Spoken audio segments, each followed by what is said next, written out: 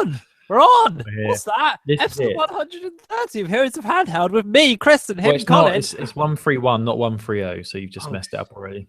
Tits. Episode 131. All right. I'll do. All right. Apples and pears, apples and stairs, and up the Judi Dench. I think that's rhyming. I want to go up Judi Dench. Isn't Judi Dench a Cockney rhyming slang for something? I think people use Judi Dench Wrench as a reference for some form of something I don't wish to talk about on the podcast for it's illegal. And the brilliant thing is I have no idea what you're talking about. What's your favourite rhyming Cockney slang, as you're a Londoner now? I like apples and pears. That's the classic, isn't it? That's the one everybody knows, and that just means stairs. So yeah, but it's a classic, isn't it? Can't really have good conversation with apples and pears, can you now? It was nice seeing you yesterday, by the way. Yeah, we had a good time, didn't we? Great. I saw you for about 10 minutes, and then I was gone. Yeah, she had some fries. Oh, man. I tell you, like, every time I go to London now, I have to go to Five Guys, burgers and fries, because it's like my boy. I love it. If anyone's not had Five Guys before, I know we have a few American listeners.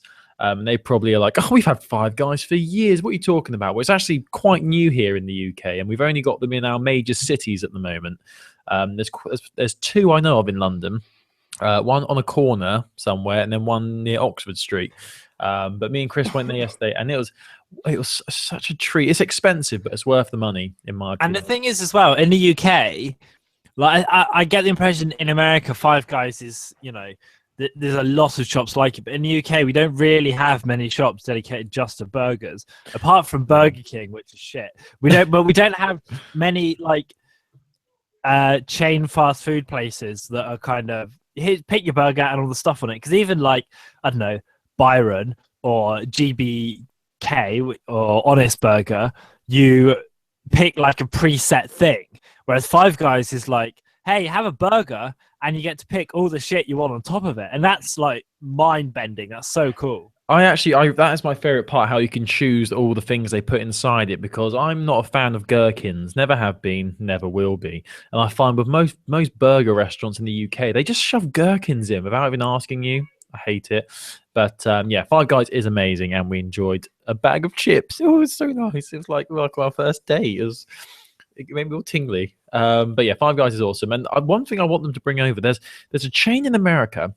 I think they do Mexican food. I can't remember what the name of it is. Taco Bell. Taco Bell. There are a few Taco Bells in the UK. No, there isn't. I think there's one in Manchester. Oh man, there must be one in London if there's one in the UK. If there's, I don't know of one in London actually. God, I'd love a Taco Bell. That just sounds amazing. We don't have any Mexican fast food restaurants here, which is very odd because it seems like that's we have like sit down places. But we don't have anywhere that's like fast food, apart from like little kind of independent ones, like Benito's Hat in London. Shout out to them. I love that name. I mean, for any Americans or any foreigners, I say foreigners, anyone who's not from the UK, who doesn't know about the shops, the restaurants we have, pretty much all we have here is McDonald's, Burger King, KFC, and that's pretty much the big Pizza three. Nando's. Yeah, but that's not really fast food. Well, it's fast food, but I think McDonald's, Burger King, and KFC is the sort of place where you go in for you get your food. You can sit in if you like, having a little using a little tray with your food, or you can like eat it in the car, really, and feel bad about yourself afterwards. Have a little cry into the bucket. I heard a story once about a guy who went to Taco Bell in America. And he was having a bad day, so he bought 10 tacos and then went to a parking lot for an abandoned warehouse and just sat there and ate these 10 tacos just because he had a bad day. And that sounds like the sort of thing I would like to do, Wouldn't it be amazing, like going to McDonald's, getting a box of 30 nuggets and sitting in like, I don't know, what's a shop that's closed down in the UK? Woolworths. Woolworths car park and just munch on some God. nuggets. What a life. Anyway, we haven't actually introduced ourselves, so if this is your first time listening to the podcast, please bear with us. We are, we like to have a good old chat, but we do like to talk about handheld gaming as well. That's our passion. We have Vitas, we have 3DSs, And we have mobiles as well. We like to talk about all of those. Anything handheld gaming, we like to cover it. We are heroes of handheld. And this is episode 131. So you've missed 130 episodes.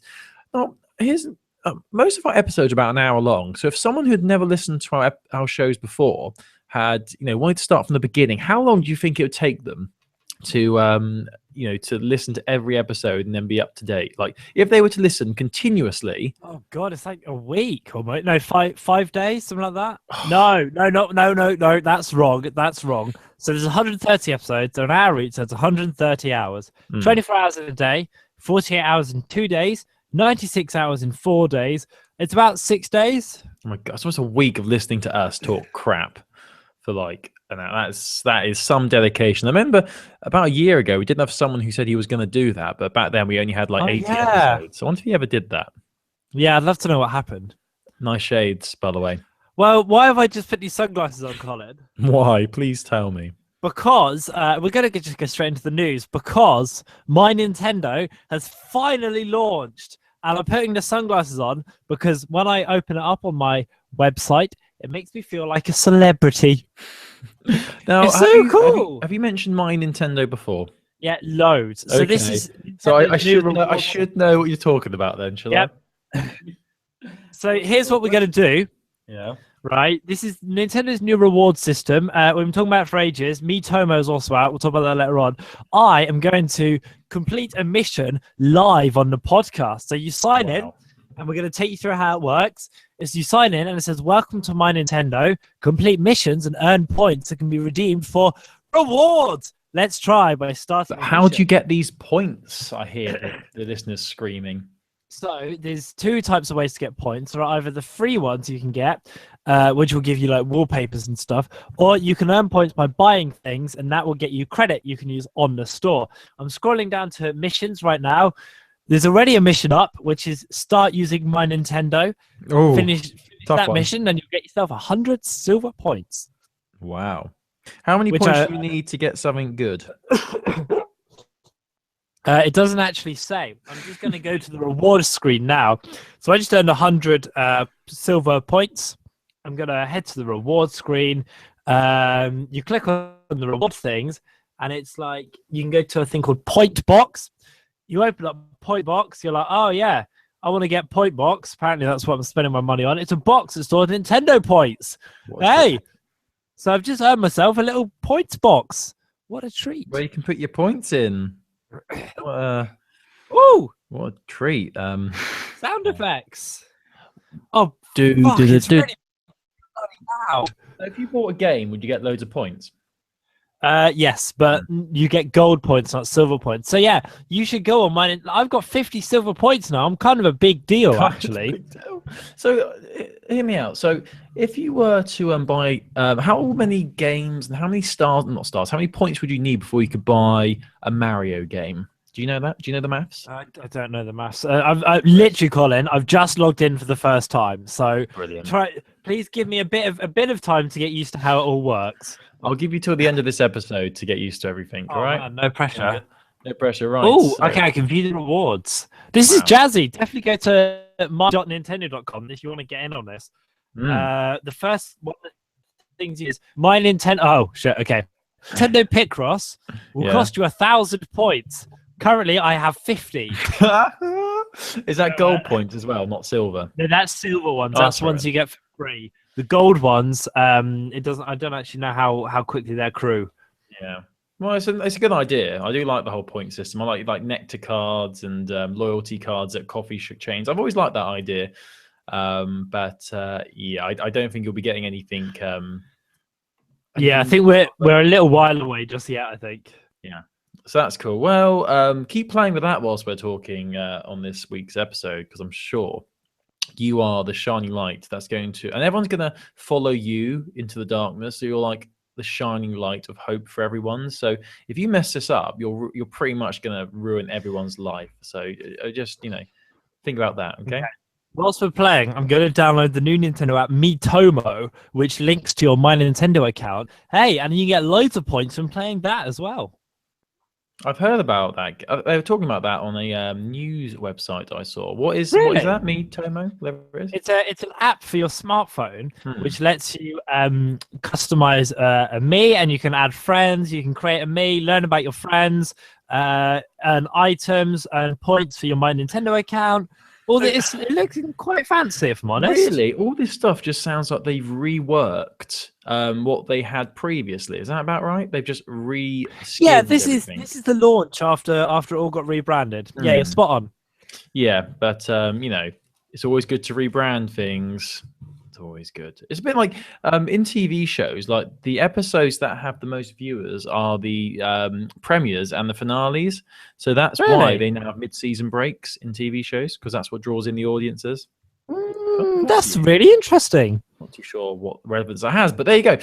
Before I get into my news, I actually wanted to talk to you about something I played today.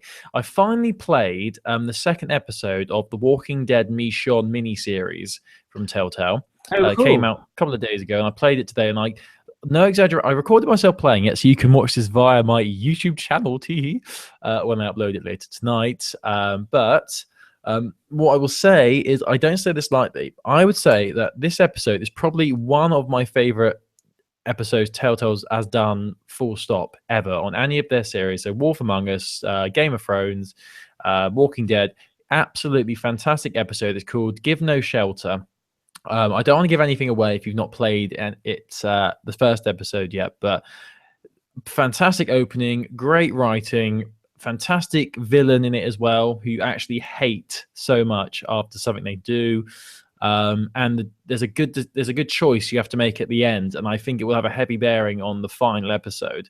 And there was, that Telltale have done good when you are torn between when a choice is given to you and you've got a set time to choose Yeah. what to do, and you're completely torn. You don't know which one to go for. And I was like that on one of the choices. I was literally going between the two, and I had like a second left to choose.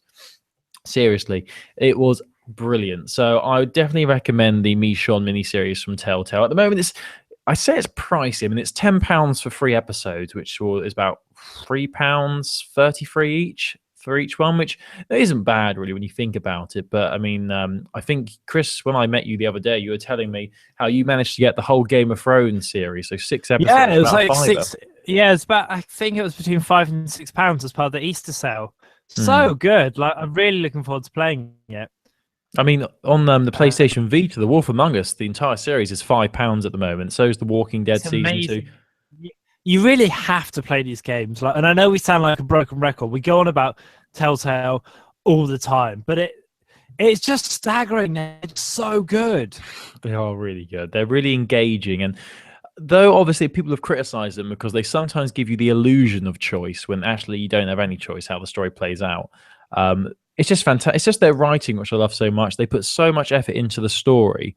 I can't wait for the Batman series in the summer. I think that's going to be fantastic. But have you started playing the Game of Thrones one yet, Chris? No, not yet.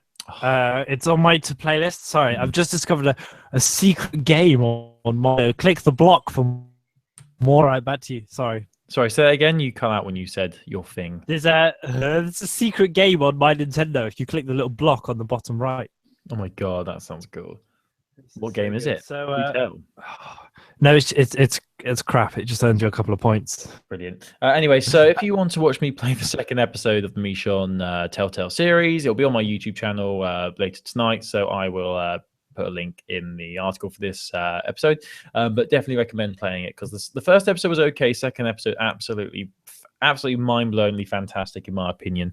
I've not read any other reviews for it, but I thought it was one of their best to date. So I hope people agree with me. And one bit of short news I'm going to do before I hand back to Chris is the fact that April's PlayStation Plus games have been revealed, and quite a lot of people are a bit unhappy with the PlayStation Vita selection.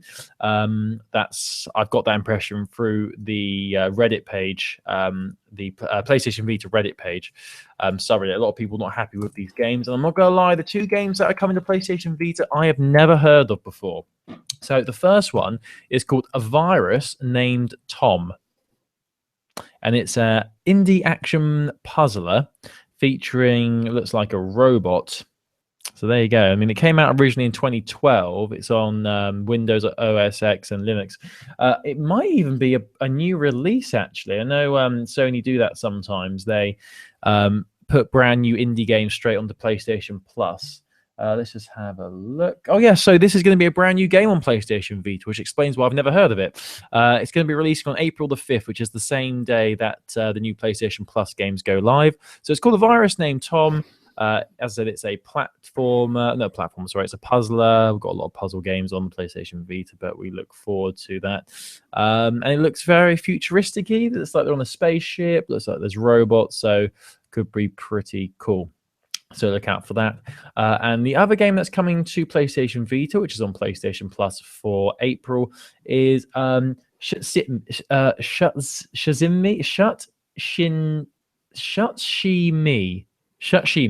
I mean, it sounds great. It does really sound mind-blowing. So Shushimi is it's also available on Steam. Most of these games are now. Oh, look, it's a randomized shoot 'em up about a muscle-bound fish with memory problems defending the seven seas.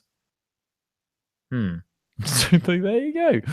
You can either defeat or navigate through waves of enemies, collecting new upgrades every 10 seconds, and change up the gameplay as you battle your way through each of the game's bosses. So looking at the images for this game, this fish has massive biceps. Like, it's got the body of a fish and the arms of a human. He's got massive ripped biceps. Think The Rock.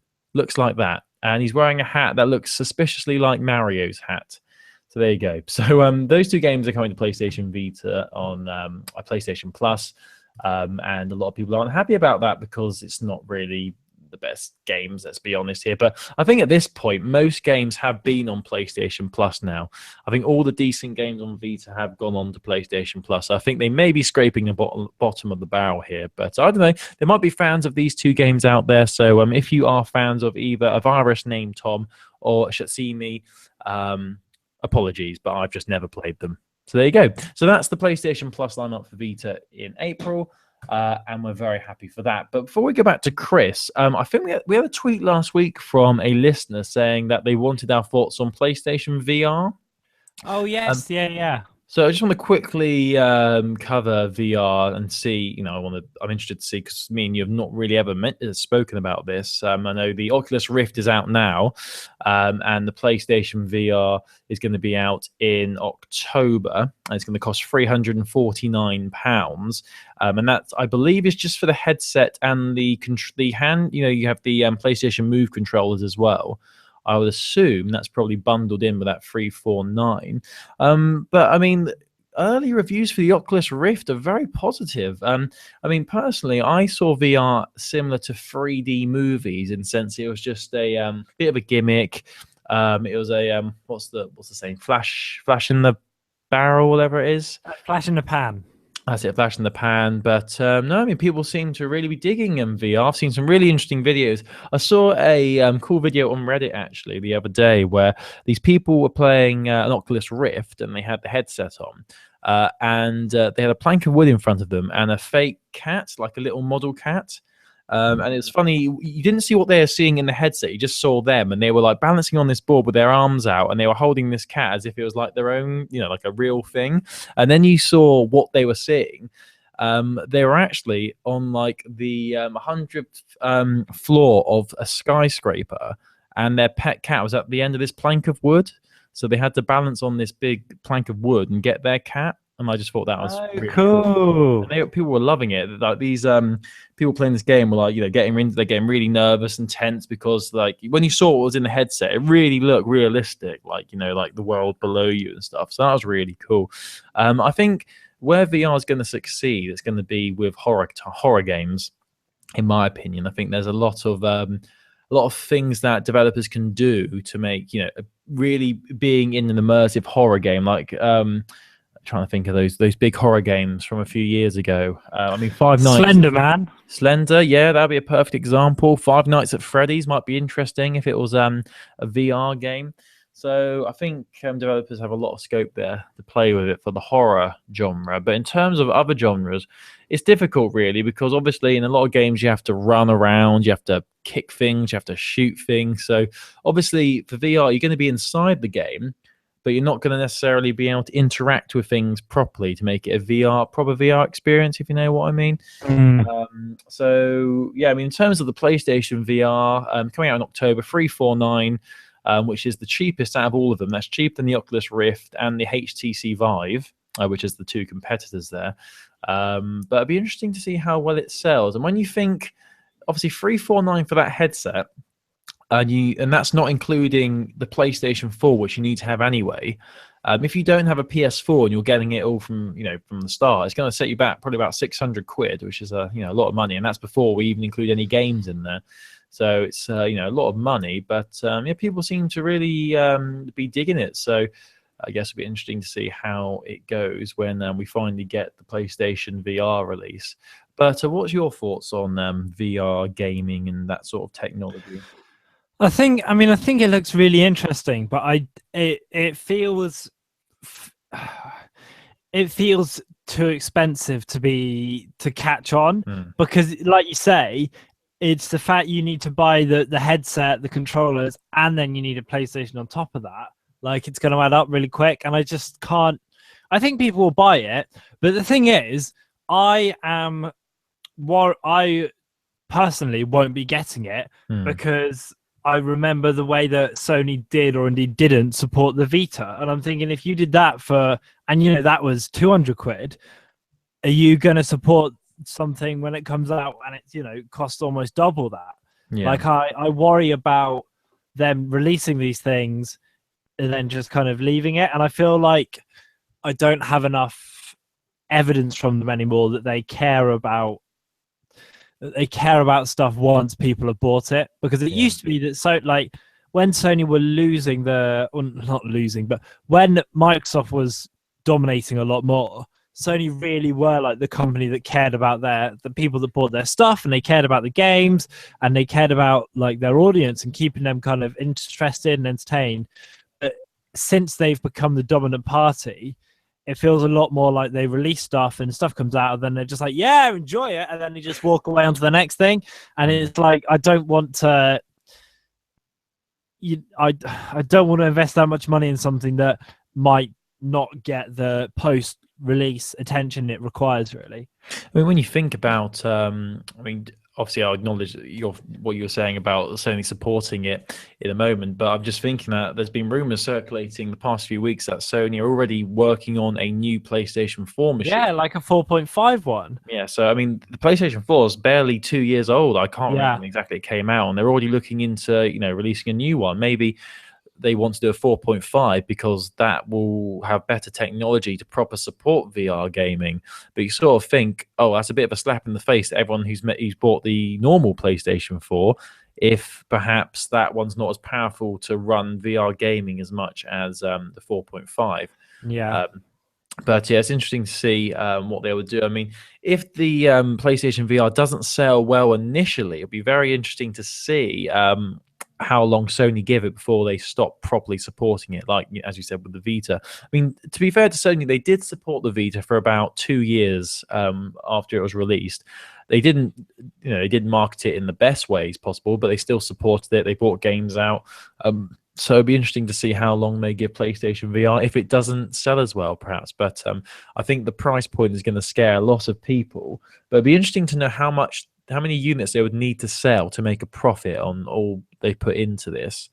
My guessing would be they'd need to sell a lot to make their money back from what they've done and developing it and things like that. But yeah, it'd be interesting to see. I mean, we've got a few months yet, and obviously they're going to be releasing it just before Christmas. So maybe for the techie people out there, I think the first people to get it, I think the first iteration of PlayStation VR will probably not be the only iteration we see. Like, they'll probably release updated versions of it, refined one. Yeah, and I think it will sell because the people like us, right, who are of the age that they could have grown up on Crash Bandicoot and Spyro, had a PS1, had a PS2, had a PS3, now a PS4, have got like the expendable income because they're at that point in their lives where it's like you don't have you don't have kids, don't have a mortgage, or like anything big to pay off. So it's like people will buy it. Like I've got friends who I know are buying it day one, but I just can't commit. Yeah, it's not. I'm just really surprised as I go back to my original point how many people are actually really looking forward to this as being the future of gaming. Like I don't know, like VR get the idea of virtual reality has never really interested me at all. I'd much rather just have a controller and look at a screen. Really, I think there, as I said, there are some exceptions where VR could be really interesting, like with horror and maybe the social element of it. So, I mean, imagine like if you had a friend who you hadn't seen in I don't know, hadn't seen in years, and they lived in a different country or something. And though obviously, you wouldn't be able to actually, see them, be with them. But say you like created an avatar and you put VR on, and then you could be sat in a virtual room with their avatar as well. Which Yeah, might be quite interesting. like celebrating birthday. I don't know. We'll see. I mean, I think to my mind, that's what because Facebook own it's Oculus Rift. Facebook own the majority of, isn't it? Yeah, yeah. And that's what I think they're going to use that for, isn't it? Is you're in the room with friends, but we'll see. Definitely, yeah. I saw a video of Mark Zuckerberg actually promoting it. When he releases a video on Facebook, it appears on everyone's timeline. Yeah. He had a video where he was like saying the Oculus Rift has just been released, and he was like trying it out and things, and we were just like, we don't trust you, Zuckerberg. We don't trust you. Yeah. Anyway, so yeah, that's our thoughts on PlayStation VR, but we're really interested to hear what your thoughts are and whether you would be interested in buying it once the PlayStation iteration of it is released in October. Let us know your thoughts by emailing heroesofhandheld@gmail.com. We'd love to hear from you. But now I'm going to hand back to Chris, who's got some Nintendo news, I'm sure. So Pokemon Go is getting it's been having like a field test, like a kind of beta test from Niantic Labs in Japan. It's been out in Japanese, and already people on the Pokemon Go subreddit have completely ripped the game apart and found out loads of information, like loads and loads. I'm talking lots of data. I will put a link to this in the article so you can read more if you want to get really nerdy, but there's some really interesting stuff on here. So Pokemon Go, if you don't know, is the augmented reality Pokemon game, which is due to be coming out on Android and iOS this year. Now, this has all been ripped and tested by and summated by a person called Juxlos on the Pokemon Go subreddit. So they found out that there are 151 Pokemon data files in the game, all of which are the original Gen 1 Pokemon, and they've been classed into normal, legendary, and mythic. There are 232 moves in the game. Badges are equivalent to achievements. So for things like walking a certain distance, hatching a certain number of Pokemons, throwing an X number of Pokeballs, that sort of things. There are evolution. So you evolve the Pokemon you catch by collecting evolution shards from wild Pokemon to make evolution stones. There is also things about micro purchases in here. There's a day-night cycle. There's different biomes, which include locations like train station and hospital, which will give different sort of battle environments. There's more information on how you're going to get blue or yellow are the name of the teams very originally. The game engine apparently is built in Unity, which is quite interesting. There's loads of stuff. In-app purchasing is going to be things like balls, medicines, food, and gem packs. There's 4 different tiers. I'm going to post a link to this so you can read all about it if you want to get really in-depth and nerdy. There's loads of info in here. I think it's I think this is going to be an interesting game. I think it's more augmented reality, less Pokemon than people are giving it, than people think it will be, because the idea of it, obviously it wasn't going to be like a full Pokemon game from the start, but do have a read of this. And yeah, hopefully we'll get more info on it when it's ready to launch. I'm really excited. And also in a Nintendo on your Android update, I've installed the Miitomo app /game. However, it wants me to do loads and loads of downloading, which I'm not going to do whilst we're recording the podcast, because it will make me sound like this. Here's the thing. I actually thought that was your honest. I know. That's the good joke. Brilliant. Now, this Pokemon Go does really interest me, but what sort of confuses me, the whole idea that in different parts of the world there'll be different Pokemon that you can catch. Yeah. So Does the I think I do know the answer to this, but does this game use your location settings? Do you have to have your location settings on? I would imagine you either have to have location settings or GPS. Yeah, Yeah. I think, So, or Wi-Fi, or some way of it knowing where you are. You'd thought for a GPS game. but I mean, surely if different Pokemon are in different areas of the world, wouldn't of this company who are developing it, I think it's Niantic who are Yeah, developing it, wouldn't they have needed like to like taken into account every single landmark in the whole world? So, for example, if I went down to my local park and there was a river there, I yeah. would, I'd expect Well, to pick up water Pokemon, or does it know, or is it clever enough to know when it sees water and just make these Pokemon appear? I'm sure I read somewhere that the one they did before this fed off information on Google Maps. Oh, So okay. maybe that's something to do with it. I don't know. I guess we'll find out when the game launches. I mean, I'm excited to play it. I think it'll be bonkers, but I'm keen to, like you get a little notification there's a Mewtwo under the bridge and you have to run over there. I think it'll be quite fun. I wonder who will be the first person to catch every available Pokemon, in the world. Surely Me. there's got to be someone who's going to try and do that. Like you have to go to the middle of the Sahara Desert to pick up one type of sand Pokemon or something like that. That's going to Um, be me, Colin. me, but I'm really interested in this as well. So we wait and see how it is. I mean, just looking at the information here. I mean, there's no release date yet, is there? It's just No, no, 2016. no. And I There's mean, some they're only point. beta testing now, so Oh, so cool, so cool. Yeah, I'm actually really interested in that. I think that's a really cool idea. So it'd be interesting to see what Pokemon live near me. Tee, tee. I think as you're in the capital of this fine country, you're gonna have like a wealth of Pokemon to choose from. I well, think. you say that, but wait and see. I'm not convinced. I don't Hmm. know. What else is happening with the world of PS Vita? There's not really much news to be laying down for you, but there's one bit of news I wanted to talk about, and that's the announcement of a new game that's coming to PlayStation Vita next month. It's called Lumo. Normally, these games Sounds come. mental. It's an isometric. And can you guess what the genre is for this? Puzzle, action, Yay! yes, puzzle, yeah. Yeah, you got it straight away. we haven't got enough of these on the Vita, but normally, if there was an announcement of a game that was a puzzler, I wouldn't really take much notice. But this one's really interesting me. It's an isometric puzzle platformer.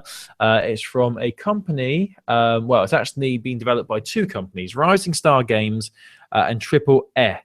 That's Triple Air with a question mark at the end. So there you go. Yeah, And Gareth Noyce. I'm going to say Noyce. Gareth Noyce. He took to the PlayStation blog to give a bit of information about the game, and it's really cool. He's saying they take he takes inspiration from games of old, like the old back in the 90s and 80s when developers wanted to make 3D looking games. Obviously, it was difficult to do that, so they used like what's the word, like I say camera tricks, but not really camera tricks, but the way of viewing a room was in 3D, but it wasn't actually 3D, so it gave the illusion that you were playing for a 3D game, if that makes sense. like um perspective tricks. yeah, something like that. But and just looking at the description, it's describing Lumo has 450 rooms split across 4 different zones. There's loads of secret paths, tons of hidden rooms, ducks to rescue, apparently, coins to collect and spend, and 6 mini games to find and unlock. And it's just the images I've seen from the game look really interesting. Like the whole art style looks really cool. Looks like I'm looking at a picture here from the game, and it's like, when you watch films like American movies. No, actually, here's a good example. Wallace and Gromit, The Wrong Trousers. You know when Wallace is in the trousers and he's been forced to go into that museum by the penguin to steal all the stuff. Yes. They have all those security like laser beams like everywhere that you have to avoid. Like if you walk through one of these beams, it'll set the alarms off. Yeah, like the tripwires. Yes, there's that sort of thing. There's a room in space, it looks like, with all these trip lasers everywhere. And it just looks really cool. And I just love the art style here. But it's called Lumo, and it's coming out on the 22nd of April. So under a month away now, actually, because it's April tomorrow. It's coming to PS4 and PlayStation Vita. And I think this looks really interesting. So look forward to that, everybody. And I'm just going to quickly do my last news story because I've only got 3 stories this week. And that is the I say announcement. It's not really an announcement, but it's the spotting of Mega Man Legends 2 being rated for PlayStation Vita, which means that this PlayStation 1 classic will be coming to PlayStation Vita very soon, hopefully. I'm just having a look at what it's been rated as. It's been given an E rating. I think, doesn't E mean for everyone? Anyone can play Yes, it. that's correct. In America, yeah. Yeah, and it says the only issue, there's a little bit of violence in it, but I know Chris likes Mega Man. Everyone loves Mega Man. Mega Man Legends 2, it's a 3D action adventure game. Came out back in 2000 for PlayStation 1, and it mixes exploration and third-person shooter combat. And the original game, Mega Man Legends 1, came out as a PS1 classic on Vita last September in North America. So we look forward to this. I mean, I've never actually played a Mega Man game, as you're probably not surprised to hear. But I thought I'd just bring this up because I know Chris is a big fan of Mega Man and that sort of gaming. So Yes, I can't wait to play it on my Vita. Ooh, too soon. Mega Man Legends 2. Actually, talking about PlayStation 1 classics, I said last week that I wanted to play Rayman 2 on my Vita. So I had a look, and or maybe it was 2 weeks ago now, but it's £3.99, so it's £4. So I'm going to download and play that at some point. I've actually been playing a game this week. Let's get the name of it because it's got a bit of an odd name. It's called Ninja Senkai DX. And you play as a ninja. It's a platformer, 2D platformer. The art style is very similar to that of the old Mario games. And I'm absolutely hating it because it's so difficult. I mean, I know games back in the day were a lot harder than they are now, but boy, it's so unfair, this game. You get 2 lives, but in each life you're able to get hit about 5 times before you lose a life. And there's so many enemies everywhere. It's just so annoying. So not really enjoying that experience. But once I played, properly played through this and, attempted to beat the game, I will play Rayman 2 on my Vita because I've not played it yet. And I love Rayman 3. I've always loved Rayman 3, but I never actually played the second one, which I hear is even better. So yeah, there you go. That's me talking about games I'm playing, which I know you didn't ask, but I like to think that the listeners enjoyed it anyway. Yeah, you know what? They probably did, Colin. My last bit of news is that Marin from Link's Awakening will be available in the next Hyrule Warriors Legends DLC pack.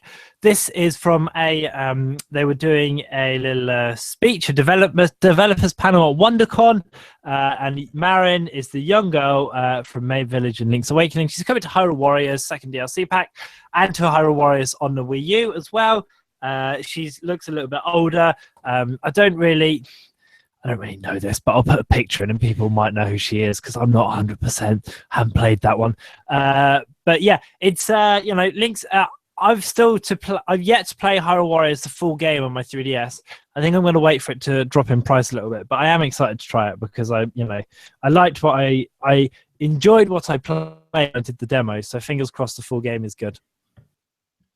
That's kind of me, really. I don't know what else we've got to say. Are we gonna, the thing we talked about yesterday? Do you want to do that now? Yeah, go on then. I'll let you. All right. Take the lead. So we've been doing this podcast for 2 years, and it's really good fun. And don't worry, we're not breaking up. I'm not going anywhere. But when we were sat yesterday in Five Guys enjoying our burger and fries, we were having a little chat, and we were just kind of curious what people want from this podcast because we enjoy doing it and we'd happily just do this every week until we die. But I feel like, is there stuff we're not covering? Do we need more shows, more people, more voices? We floated kind of different ideas, and we'd love to know if you guys have got any thoughts on how we can expand or what we can do differently. So just for example, we were thinking, should we try and not hire someone, because obviously we can't pay any money because most of it goes into Colin's massive expenses bills, but should we try and ask for more like volunteers for people who can do shows on like a certain game or a certain franchise or certain genre like mobile or puzzles? Do we want to bring back the sister podcast? Did people even like them? Do they miss them? Do we need to do more videos? Do we need to do more podcasts? Do we need to do less podcasts? Do we need to do more articles? Really, we just want to know what you think about Heroes of Handheld, because we always, when we set it up, I don't think honestly we thought we'd still be doing it 2 years later. But I'm like, obviously I'm really happy with us and what we do and how we're doing. But I guess I want to know what people enjoy and what they want to hear more of. And if you listen to this and you make podcasts and you know about podcasting, you'll know that the fun isn't just in sitting here chatting, it's in making more stuff and getting more people involved. And if you want to be involved, then totally we can talk about it and like let's just have a conversation. But the only thing I'd say is maybe keep it a little private. So email us heroesforhandheld@gmail.com if you've got thoughts about how you see this kind of network expanding. If you want to have a chat with me or Colin about getting involved with something, or just if you've got like an idea, a pitch, because like I see maybe we do like Heroes of Handheld main show like this one, and then we've got different people doing different sister shows. Then, or we could just get another voice on this. We can have like rotating. I don't know. Tweet us at Handheld Podcast. Email us, probably better. heroesforhandheld@gmail.com. If you've got any thoughts, or if you're just happy with how it is, fair enough. Then tweet us or email us. Let us know what you think. We would love to hear from you. What we're saying is we've got a vacancy. If you'd like to fill it, if you want to become part of our little family here, there might be a space for you. There might be there might be a space on the sofa for you. Come to us with like with an idea or a little bit about yourself. Or the only thing to maybe remember is we're on UK time, so have a think about that and realistically whether you could kind of commit. But just let's just have a chat. Let's have a conversation, man. Let's just stick it out there. The pitch is getting slowly higher now. Yeah, I know. It's but it's all good. It's all good. And dude, free, easy, loose, man. Just have a natter. Let's sort it out. Cool. I feel like we're like the uncool dads. I think, we're cool. Yeah, come join our cool party. Come join our softball club. Yeah, please join. But as Chris said, let us know if you've got any ideas or whether you'd like to become, whether you'd like to contribute to the show in any way. Yeah, we love it. Like, wouldn't it be great, Colin, if we still did this main show, but we had like segments from contributors who were like, here's what's happened in everything mobile, and we played that out and that was fun, and it was like a magazine. We'd be like front row or something like that. So have a think. Email us heroesforhandheld@gmail.com, and also in general do get in touch with the show. You can tweet us at Handheld Podcast. You can go on our Facebook page, facebook.com, search for Heroes of Handheld. You can subscribe to us on YouTube. You can go on our website, heroesofhandheld.com, and you can email us heroesforhandheld@gmail.com. Tweet us at Handheld Podcast. Colin, it's been an absolute pleasure. It's been great. You're ramming all that shite down people's throats. I love it. Love it. Thank you, Christopher. It's been a treat. I've just realized in my webcam, if you're watching on YouTube, you can see my Easter eggs behind me. Tee. I've not eaten them yet. You can see it on my left shoulder. Just there. Yeah. Is that a lint bunny? It is a lint bunny. Yes. A flake and a twirl just there. Oh, so good. I need to get a munching on those. So thank you for listening, everybody. I think that's about it. Me and Chris are off to shave a llama. And then who knows? The night is young. We might even travel to Las Vegas. Yeah, shave 2 llamas. That'd be better than doing 1. Thank you for listening, everybody. Back next week, same time, same place, hopefully. Enjoy playing your PlayStation. No, next Wednesday, not next Thursday. Yeah, in 6 days' time, we'll be back. Enjoy playing your 3DS and PlayStation Vita. Until next week, goodbye. Bye.